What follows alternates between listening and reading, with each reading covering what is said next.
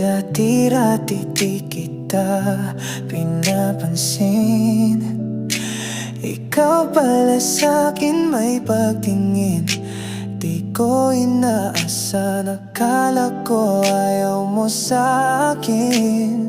Dahil kaibigan lang ang iyong turing, ngunit ngayon ako na mag-isa. Saka ko lang naisip, mahal na pala kita.